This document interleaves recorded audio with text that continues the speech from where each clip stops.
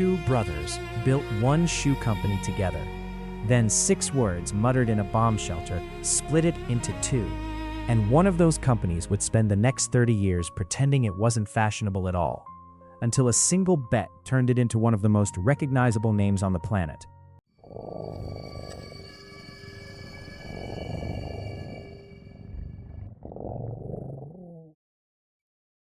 A laundry room in a small German town. One brother, Adolf, everyone called him Adi, hand-stitching shoes by hand. The other, Rudolf, selling them before they were even finished. One built, one sold. Together, they turned a laundry room hobby into one of the best athletic shoe companies in the world. By 1936, their shoes were laced onto Jesse Owens' feet at the Berlin Olympics. 4 gold medals. Hitler in the stands, watching a black American sprinter dismantle the myth he built the entire games around, wearing shoes made by 2 brothers nobody outside their hometown had ever heard of. Orders flooded in from across the globe. The family name meant something now. Then, the war came. And war doesn't care how good your shoes are.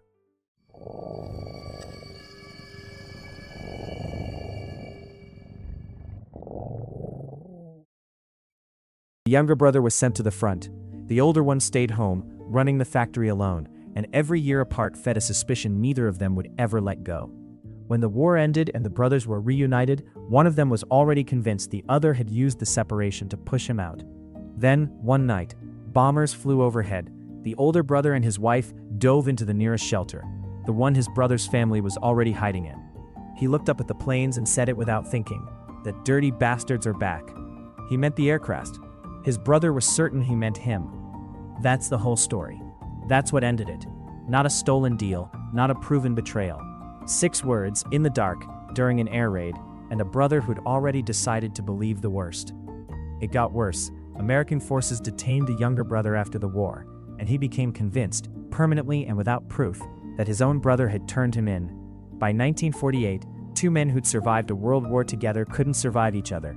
They split the company down the middle. Then they split the town. The older brother kept the factory.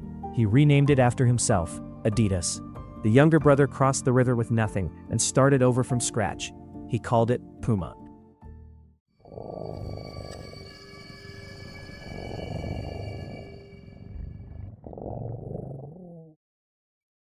Here's where it stops sounding like a business story. The town didn't stay neutral. It couldn't. Bakeries served one family's loyalists and turned the others away. Marrying into the wrong company meant getting disowned by your own. People started glancing down at strangers' shoes before deciding whether to shake their hand. A habit so common the town earned a nickname that stuck for generations, the place of bent necks. And the brothers never stopped feeding it. They bribed Olympic athletes backstage, sometimes minutes before a race, handing over competing pairs and letting the athlete decide, on the spot, which brother to betray. The 2 men lived the rest of their lives a few hundred meters apart and never spoke again. They died 2 years apart. They're buried in the same cemetery, at opposite ends of it, as far apart as the plot allows. Puma had survived a war and a family. It almost didn't survive what came next.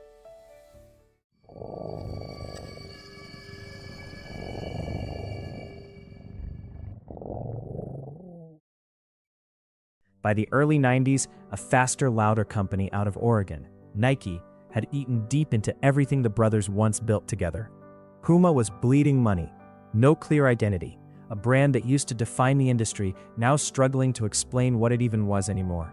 In 1993, the company handed control to a 30-year-old named Jochen Zeitz, the youngest CEO of any public company in Germany. His plan terrified the people around him. Stop competing with Nike and Adidas on pure performance.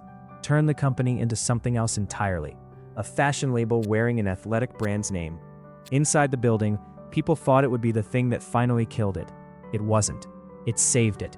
And 2 decades later, Rihanna would walk onto a Paris runway as Puma's creative director, putting a brand born out of a family feud back on covers it hadn't touched in 30 years.